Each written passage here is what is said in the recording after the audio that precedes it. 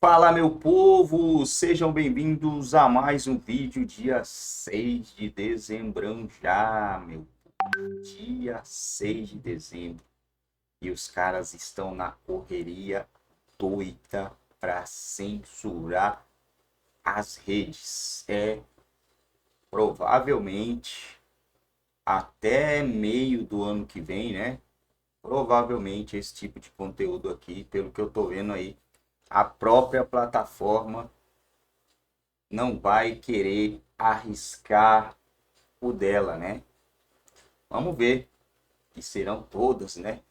Aí só vai ter maravilha, só vai ter coisas lindas, se caso isso realmente passar, né? Coisas lindas, olha, as coisas estão melhorando.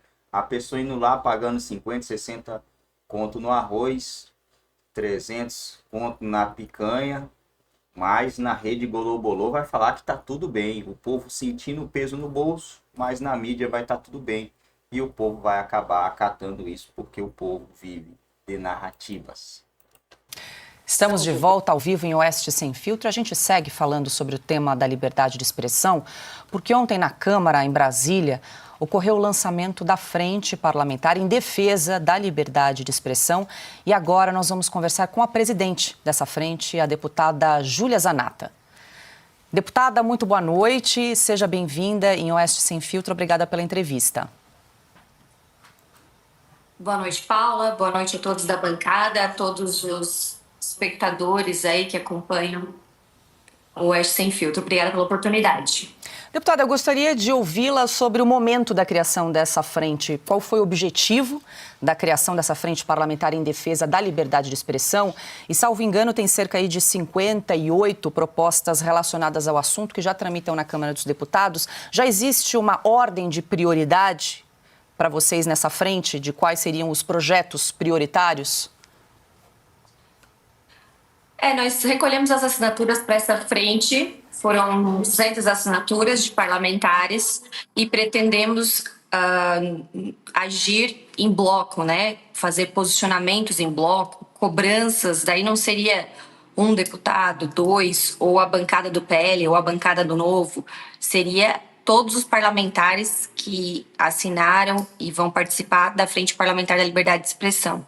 Então, ontem, durante o lançamento, eu anunciei, inclusive, que nós vamos até o Lira cobrar algumas prioridades, né, se é que ainda dá tempo nesse final do ano, mas também para o próximo presidente da Câmara dos Deputados, que nós vamos cobrar alguns projetos que tramitam já na Câmara dos Deputados e que devem ter um olhar da frente para que esses projetos possam tramitar tranquilamente na Câmara dos Deputados ou até com urgência, como muitas coisas que nem precisam de urgência tramitam na Câmara dos Deputados.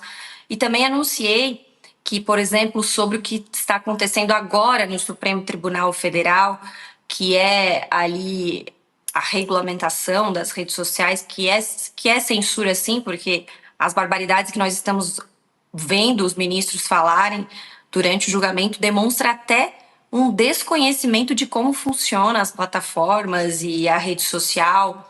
A gente vê que não querem evitar fake news ou desinformação, mas sim pincelar alguns alvos para calar. Então, nós vamos fazer um posicionamento, enviar a cada ministro do STF, tecnicamente demonstrando os problemas de fazer essa regulamentação e, quem sabe, até abrir algum tipo de conversa, se assim os ministros desejarem, né, sobre esse problema, o problema que pode ainda aumentar ainda mais, que é cerceamento da nossa liberdade de expressão.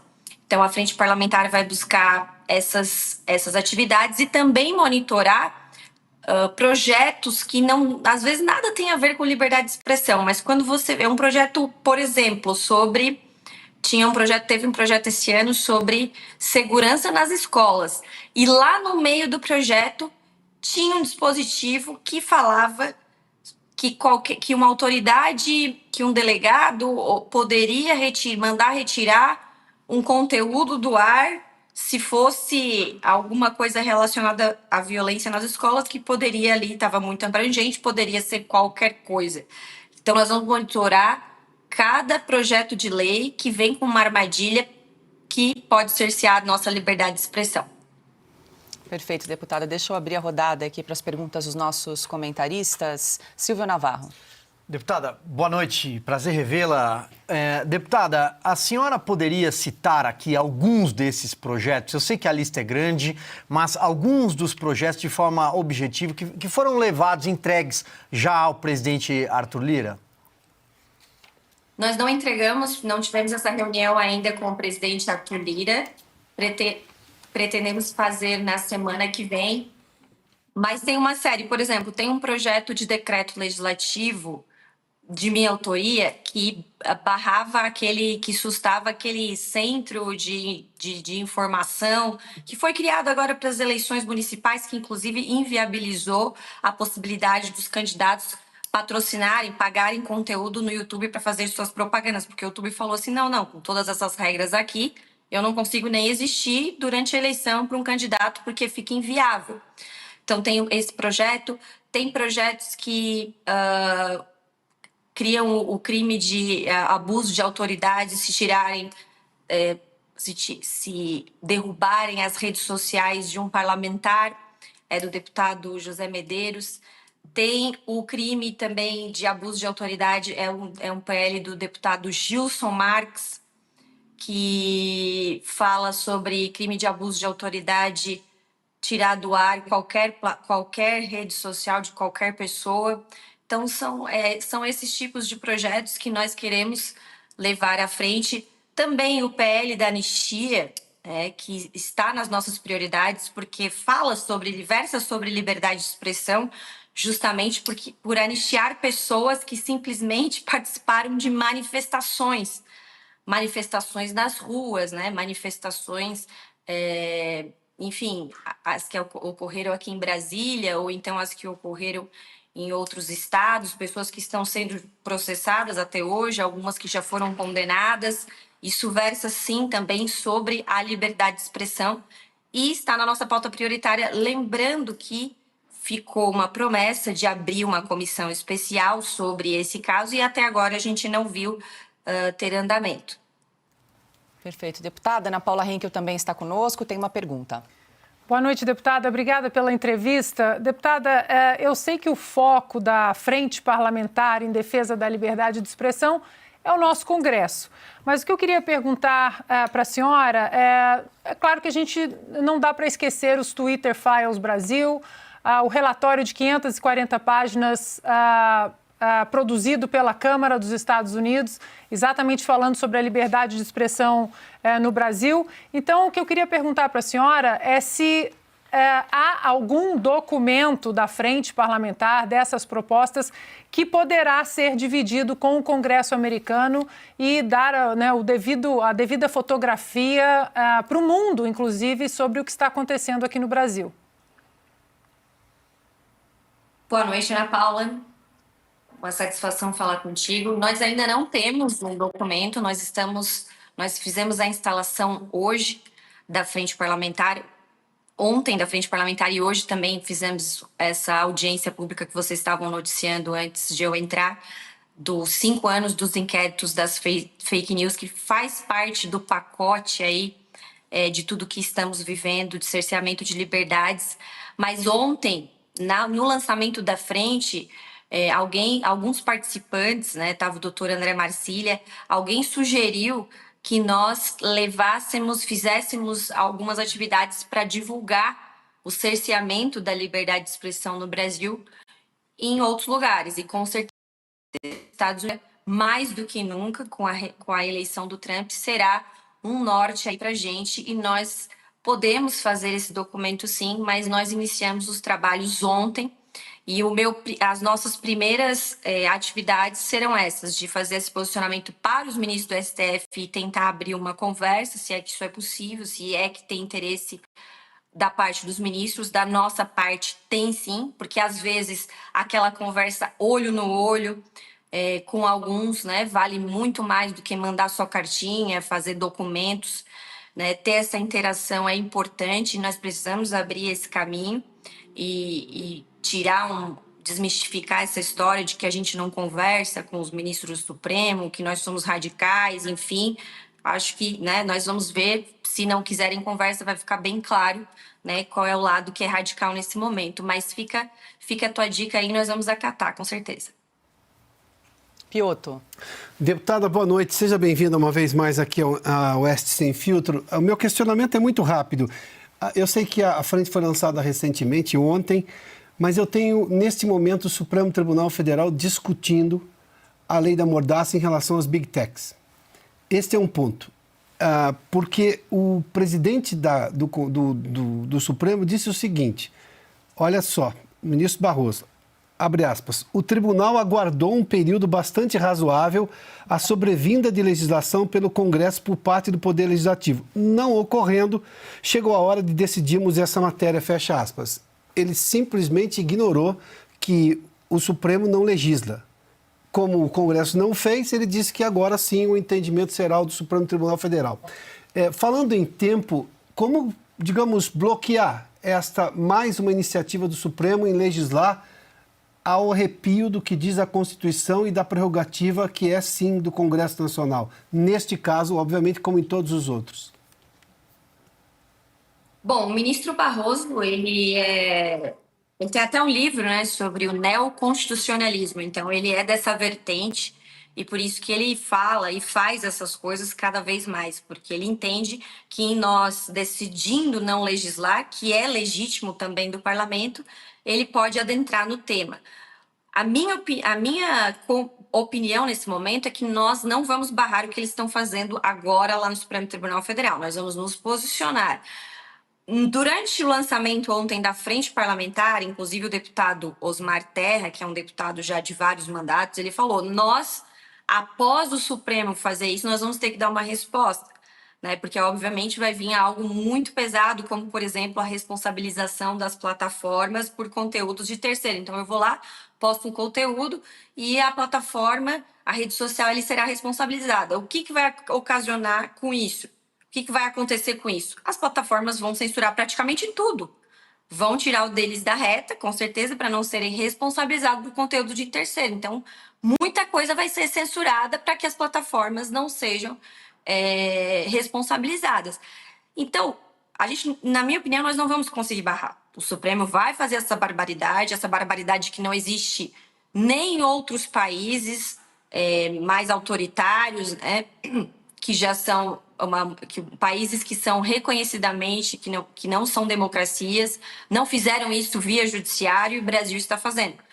Mas ontem, durante a frente, nós conversamos de fazer uma resposta, como foi no caso do marco temporal lá, e a gente fazer uma legislação, no caso, mais branda. Na verdade, isso foi discutido dentro do parlamento, na época que queriam pautar novamente o 2630, e que foi retirado de pauta. O próprio Lira conversou conosco e falou, a gente tem que regulamentar, porque senão o Supremo fará. Então, fica muito claro que o recado já tinha chegado, né? Já tinha vindo. E é o que está acontecendo. Na minha opinião, eles estão preparando o terreno para a eleição de 2026. E aí pode acontecer o que aconteceu com o X, né, de derrubar o X, acontecer com qualquer outra rede social.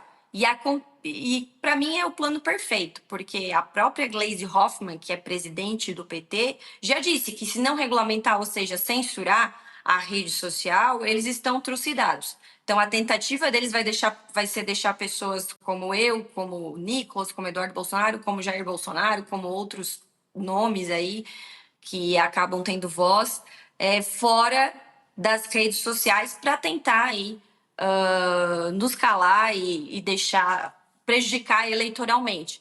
Então, nós vamos ter que, talvez, dar uma resposta que é fazer aquilo que a gente não queria fazer. Uma lei, uma regulamentação. Mas, quem sabe, será o caminho para fazer algo mais brando do que o Supremo Tribunal Federal fez.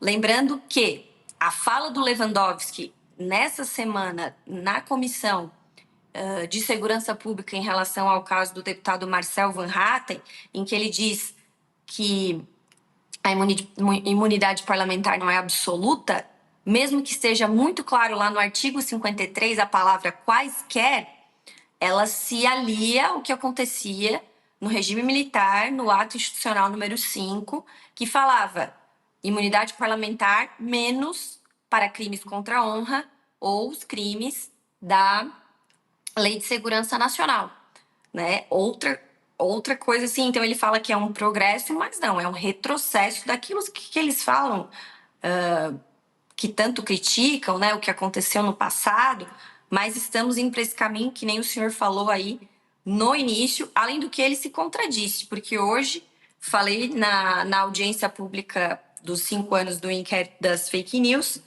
eu falei ali, mostrei uma notícia que ele livrou o Paulo Pimenta de alguma ofensa, alguma coisa que tinha feito contra o Luciano Hang, usando o argumento da imunidade parlamentar. Então, assim, a imunidade parlamentar é relativa agora, só vale para alguns.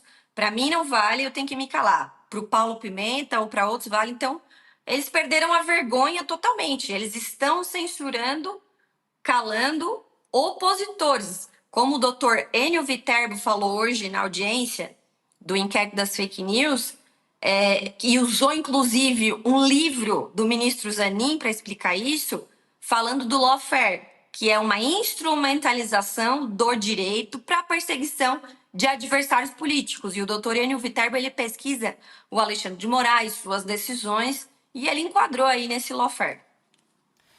Deputada, antes de passar para o Consta, eu queria aproveitar, embarcar, pegar uma carona. A senhora comentou da fala do ministro da Justiça, Ricardo Lewandowski, na Comissão de Segurança Pública na última terça-feira. A gente separou, na verdade, 2 trechos. Em primeiro, que ele defende a liberdade de expressão absoluta e depois ele falou algo em sentido contrário. Eu gostaria da sua avaliação a respeito.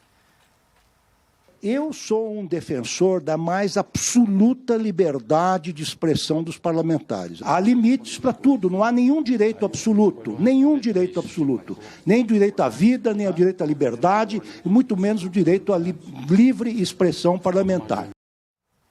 Pois é, deputada, eles são 2 momentos diferentes. A gente fez um corte, mas só para efeitos de comparação. Primeiro ele fala que é defensor da liberdade absoluta, depois ele fala que tem que ter alguma relativização, alguma mediação nesse sentido em relação à liberdade dos parlamentares. É verdade que a liberdade de expressão já não é absoluta. Nós já temos a Constituição, nós já temos quem se ofende pode demandar judicialmente, como eu o faço muitas vezes e perco e ganho, que eu posso demandar por crimes contra a honra, né, que fazem contra mim. Agora, a imunidade parlamentar, ela também não é relativa, né? Ela não é absoluta no sentido de que a Casa Legislativa pode me punir, por exemplo, por quebra de decoro parlamentar. Mas eu não posso ser processada por crimes contra a honra. O próprio Lira, na declaração dele, falando sobre o caso do Marcelo, do Cabo Gilberto, do Eduardo Bolsonaro, disse isso. Se acontecer algo extremado aqui nessa casa, quem tem que tomar as atitudes? O Conselho de Ética. Isso já é previsto. Então, ele quer relativizar algo que está limpo e claro na Constituição, no artigo 53. Para quê? Para perseguir e calar quem eles querem. É um absurdo um delegado da Polícia Federal querer bancar de bonzão em cima do presidente da Casa Legislativa, em cima de parlamentares, por crimes de coisa que foi se falada em plenário. Eu já vi discutir e relativizar a imunidade parlamentar fora da atividade legislativa. Agora, no lugar mais sagrado da Câmara dos Deputados, que nós somos representantes legítimos do povo, gostem ou não de quem está lá, é um completo absurdo, uma deturpação, uma aberração do ordenamento jurídico brasileiro, da democracia, que obviamente não existe mais. Não existe mais. O último, né? Nós somos representantes, eu tenho 111.588 pessoas que votaram em mim. 111 mil podem ser caladas se a minha imunidade parlamentar não estiver garantida. Porque as pessoas votam na gente justamente para dar cara a tapa. E se a gente tem que viver com medo mais do que o povo, porque estamos aqui, né, na vitrine, não faz sentido nenhum. Não faz sentido nenhum a palavra democracia. Deputada, deixa eu passar aqui que o Rodrigo Constantino também tem uma pergunta para a senhora.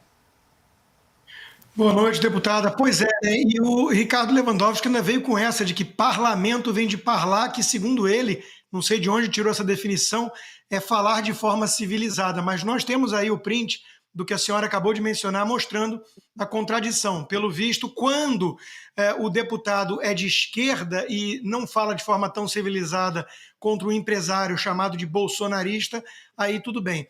E eu queria pegar carona nisso, deputada, para perguntar o seguinte, né? Na esteira desses absurdos proferidos pelo ex-ministro do Supremo, Ricardo Lewandowski, o atual ministro Dias Toffoli acho que foi ainda além, né? E eu já mencionei isso hoje. Ele comparou jogar alguém de uma ponte ou agredir uma mulher com uma liberdade de expressão absoluta. E o país ficou perplexo com essa comparação um tanto esquisita. Eu sei que a esquerda há algum tempo vem tentando comparar palavras com agressões, né? Porque palavras ofendem.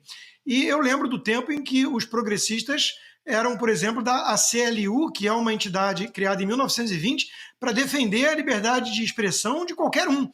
Ou seja, era também uma bandeira até da esquerda no passado, a liberdade de expressão. Então eu pergunto, primeiro, sua opinião em relação a essa comparação do ministro Dias Toffoli. Segundo, se a senhora está conseguindo dialogar com, pelo menos, parlamentares de esquerda que entendam que essa questão de arbítrio na hora de dizer o que pode ou não ser dito também pode prejudicá-los amanhã.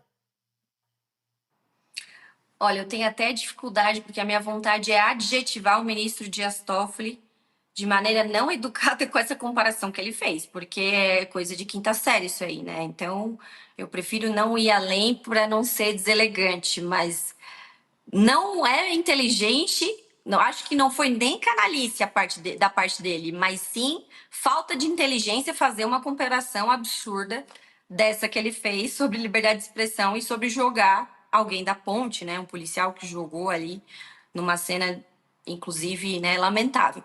Então, eu não tenho um comentário sobre esse assunto, a não ser a falta de inteligência do ministro Dias Toffoli nessa comparativa. E qual foi a outra parte que tu me perguntou? Desculpa, Constantino. Se está sendo possível, deputada, dialogar com esquerdistas, lembrando que no passado a esquerda defendeu liberdade de expressão já. Sim, com certeza. Eu trato todo mundo dentro da Câmara dos Deputados bem, até que não me tratem bem, e aí eu dou alguma resposta à altura, se é que é possível, ou não falo mais. Mas assim, nós tivemos gestos, sim, de parlamentares da esquerda, como, por exemplo, Chico Alencar do PSOL e Tato do PT, que não concordaram, foram à tribuna e disseram: não concordamos com essa atitude da Polícia Federal de criminalizar discursos proferidos da tribuna da Câmara. Então, esses caras, em que pese a gente discorde praticamente 100% nas ideias, eles são visionários, porque eles estão vendo que, opa, não, hoje são eles, e aí tem muita gente aplaudindo, mas amanhã seremos nós. Até porque o próprio PSOL já está vendo que o governo Lula está indo de mal a pior. Ontem os deputados do PSOL estavam lá no plenário, a Thalíria, o Chico, enfim, outros deputados falando, votando e falando contra o governo, que esse governo que nós elegemos é para defender os mais pobres, não é para cortar BPC, nem Bolsa Família. Então, eles já estão vendo que amanhã, se abrir esse precedente e em 2026 as coisas mudarem, nós elegermos novamente Jair Bolsonaro. Imagina se a gente fizer com eles, toda hora subiam à tribuna para chamar o Bolsonaro de genocida, de nazista, das coisas mais variadas. Outro dia, inclusive, eu, num processo que me chamam toda hora de nazista, uma hora o juiz falou assim: não, você é pessoa pública, você tem que aguentar. Ok, tudo bem, tô dentro dessa visão. Mas por que o presidente Lula, quando o Nicolas chamou ele de ladrão, ele não pode aguentar? Ele não é tão pessoa pública como eu, ele é mais pessoa pública, ele é a maior pessoa pública desse país, em que pese a pequenez dele, ele é o presidente da República, né? Então, 2 pesos e 2 medidas para tudo? Não, a lei tem que ser igual para todos, e a lei não está sendo igual para todos. Que nem alguém aqui falou antes, que eu não lembro qual foi, eles analisam o processo não pelo o que está dentro, mas sim pela capa, pelo nome que vem na frente.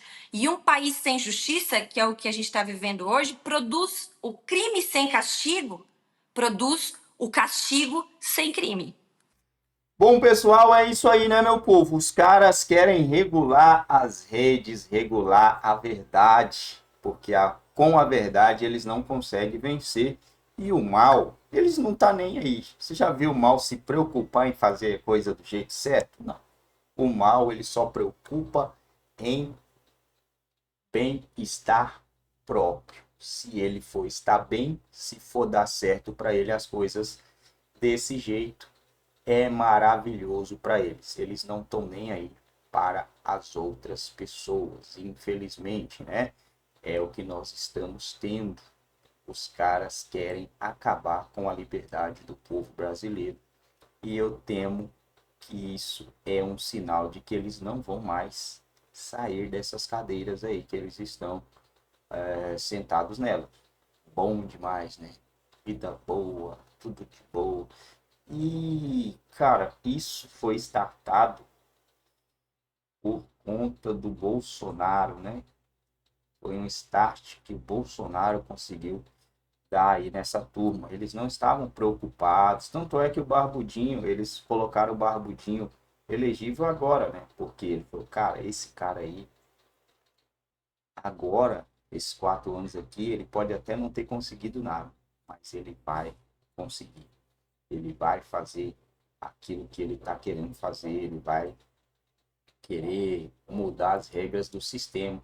E o sistema não aceita isso. O sistema ficou por aqui, viu que é melhor calar, para não ter medo, para não perder sono, tira, vamos fazer o que tem que ser feito logo, do jeito que estava indo, estava bom, mas esse cara aí acordou esse povo todo, o povo começou a ver, começou a perceber as maracutaias nossa aqui, que ninguém reclamava, nós estamos aqui a 360 terabytes de ano, né?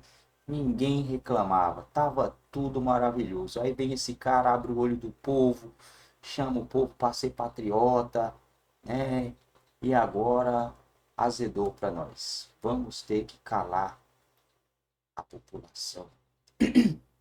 E os caras estão, ó, com raiva, né? Viajando no avião da FAB, para ir em casamento. Não pode pegar um aviãozinho no aeroporto ali, pagar uma passagem, tem medo, tem vergonha. E aí a gente vai ficar pagando esses caras aí. Tem hora, cara, que eu até concordo com algumas coisas que aquele Renato 38 fala. Não sei se vocês já ouviram falar dele. O cara que fala muito do Bitcoin, né? Ele fala bastante. E tem umas coisas que ele fala que é a gente que financia tudo isso aí. A gente financia, cara. Você imagina quantas pessoas pagaram imposto só para esse Barboso viajar para ir no casamento do Vingador Mais Forte? Quantas pessoas, cara, durante quantos anos, né, de trabalho de um trabalhador é para fazer uma viagem dessa? Quantos anos? Estou falando de dias não, de mês não. Os caras fazem uma viagem. Quantos anos de um trabalhador não foi? E sei lá, ida e volta ainda, né? No avião da FAB para ir no casamento. E aí o povo tá começando a saber dessas coisas. Isso aí tá incomodando os caras. Eles estão ficando irritados com isso. E com isso a mamata deles vão se acabando, né? Vai acabando. E eles não querem isso. Por isso, vão estar tesourando a gente, tesourando o povo, calando a voz do povo brasileiro.